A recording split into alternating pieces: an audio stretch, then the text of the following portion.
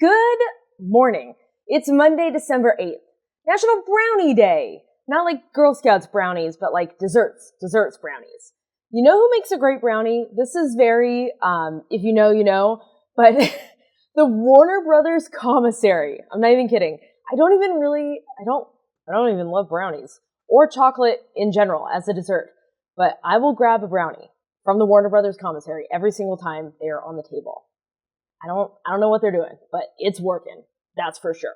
And now, the news.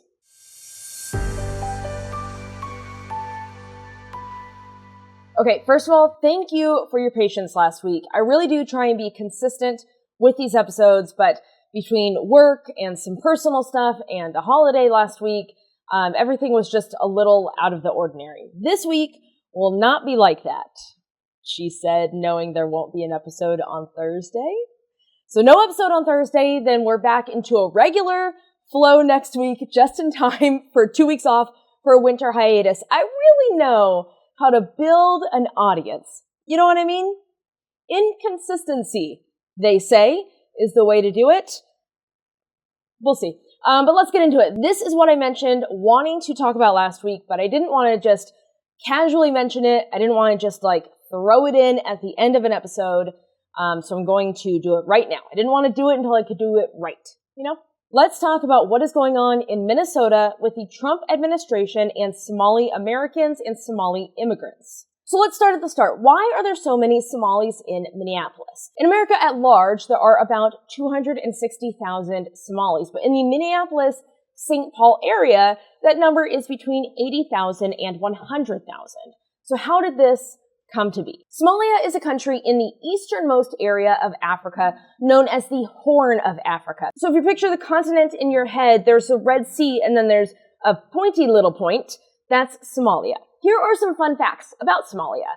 It has one of the largest camel herds in the world. There are a lot of camels in Somalia, and it is one of the largest producers of frankincense, the scent that does not smell like Frankenstein. And they're one of the largest producers of it in the world. I think that's kind of cool. It is also, yes, it is a very poor country that is currently in an ongoing civil war that started in 2009. And because of that, as well as other conflicts, previous civil wars, and the climate crisis, it is also in a humanitarian crisis. Many countries, including our own, do not advise travel to Somalia due to its high levels of violent crime, kidnapping, and piracy. Does that mean that every single person in or from Somalia is violent or dangerous? No, that is obviously impossible. And the way that we know that is because, one, not every single person from every single place is the same. That's just not how humans work. But also, ask yourself this one simple question. Do we want to be judged by the rest of what's happening in our own country right now? No. But you could see why perhaps people might want to move or immigrate to other countries to provide new possibilities for their families if they have the means. In the early 90s, President Bush, the first one, oversaw something that was first called Operation Provide Relief and then called Operation Restore Hope, neither of which was creatively named, both in response to a famine and civil war that had broken out in Somalia. That is a different civil war than they are dealing with right now. By mid-1993, U.S. forces were on the ground in Somalia. After 2 U.S. Black Hawk helicopters were shot down and 18 U.S. soldiers, as well as hundreds of Somalis, were killed, the U.S. withdrew in 1994 and the UN followed in 1995. It is unclear and still kind of a point of contention about how much our involvement actually helped in the end. But because of our involvement, the U.S. began issuing visas to Somali refugees. But why Minnesota, though? Of all of America, why did Minnesota become the place that it appears that a lot of the refugees, most of the refugees kind of landed in? That would be classic Midwestern manners and job availability. That's what happened. Minnesota, and specifically the Minneapolis-St. Paul area, had jobs available, and they had organizations that said, come on in and we'll help you do it. Agencies like the International Institute of Minnesota and World Relief Minnesota, as well as Lutheran Social Services and Catholic Charities and Somali Family Services and the Confederation of Somali Community in Minnesota all stepped in to help facilitate the migration of refugees.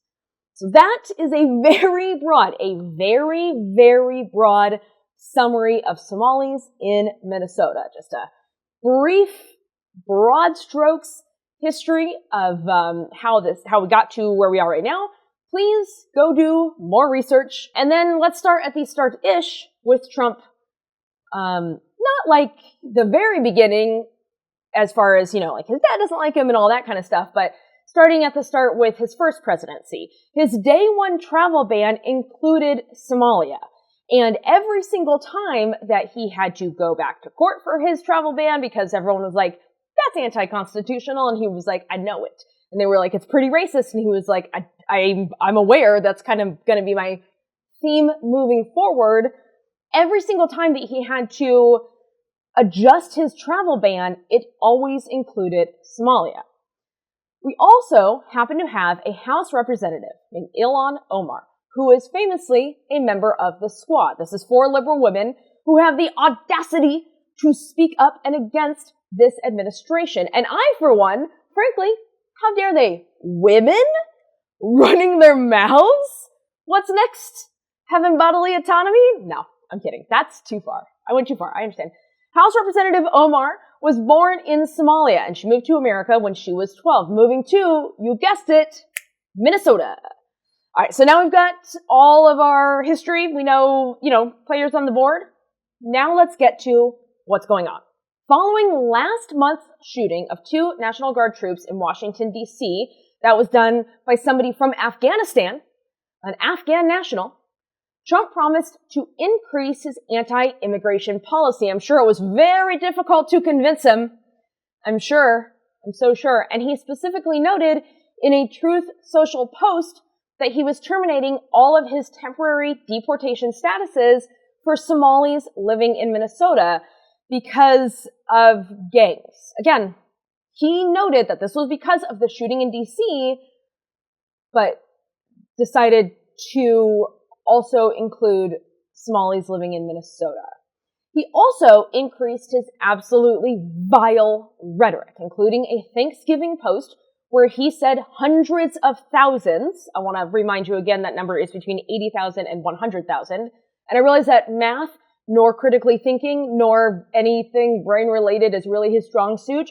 Between 80 and 100 and hundreds of thousands, radically different number. He said hundreds of thousands of Somali refugees are taking over Minnesota, calling it a once great state, kind of a cool way that you want your president to be talking about states within the country.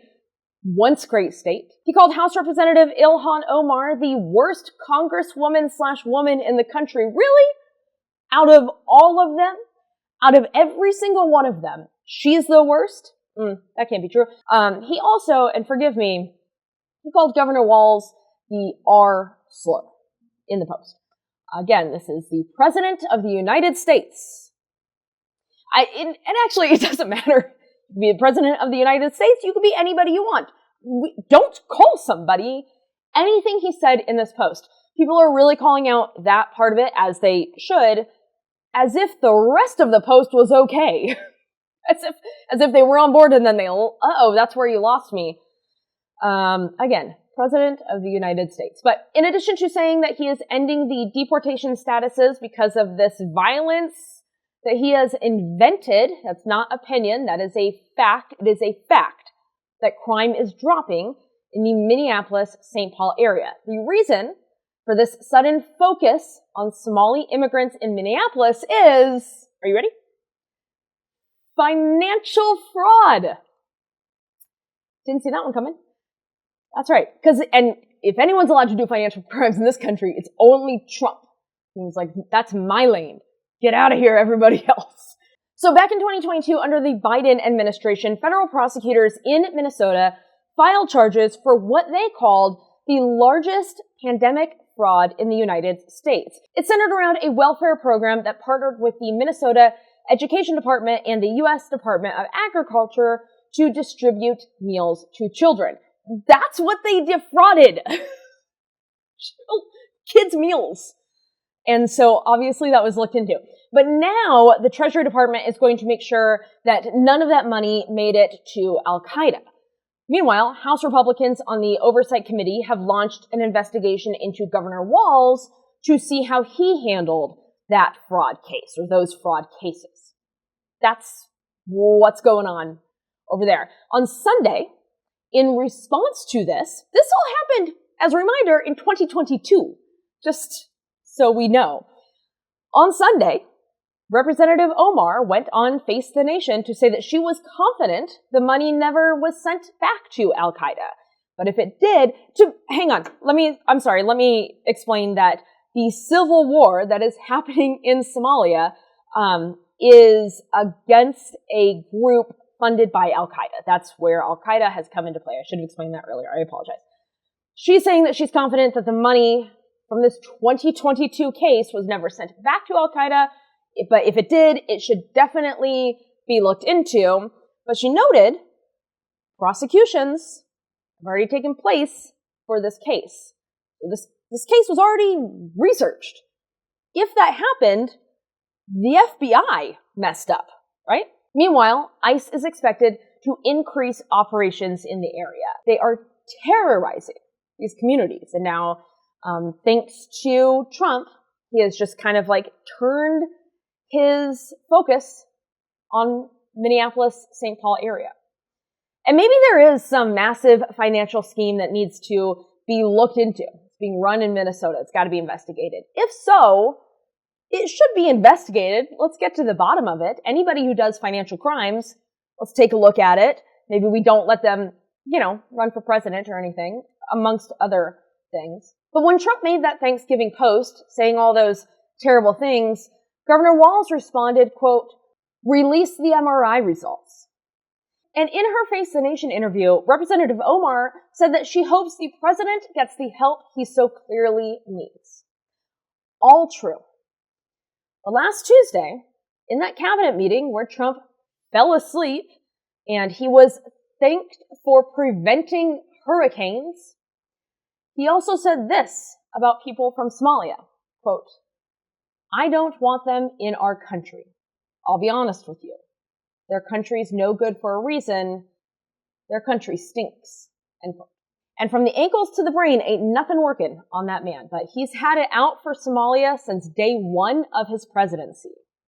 Because under all of it, Trump is just like a run-of-the-mill, absolutely boring, completely pathetic, super lame type of racist who unfortunately has a lot of power. And so that's what's happening in Minnesota right now. That's what's happening in the Minneapolis-St. Paul area. ICE is going to increase their action out there. And apparently they're going to look into this financial crime. We'll see. Hard to believe that they're going to find any.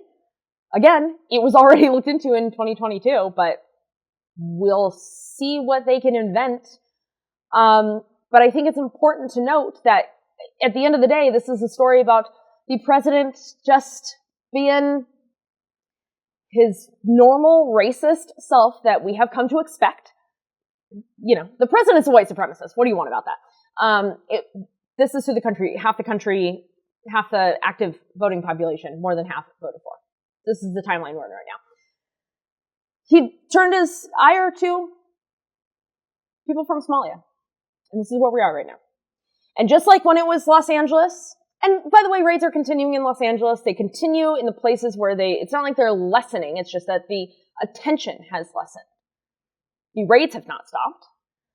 Just like here in Los Angeles, just like in Chicago, just like in Portland, just like anywhere where ICE raids continue. If you are there, it is important that if you are able to, safely and responsibly protect the people within your community, and making sure that people are safe where they live in their home. And this is as much their home as it is your home and my home. And that's it. That's the news. Well, no, that's what's happening with Somalis in Minnesota. Come back tomorrow for more. For example, Trump was gifted a participation trophy for peace in soccer. It's very funny. I'm proud of brownies, the Girl Scout kind. How they find time to make all those cookies and still go to kindergarten, I'll never know. I say again, how they find time to make all those cookies and still go to kindergarten, I'll never know. These are the jokes. These are the jokes. But more than my jokes, if you can even believe it, because you, too, are perfection and cannot be improved upon and genuinely hilarious and witty and no notes. 12 out of 10 no notes. I'm proud of you.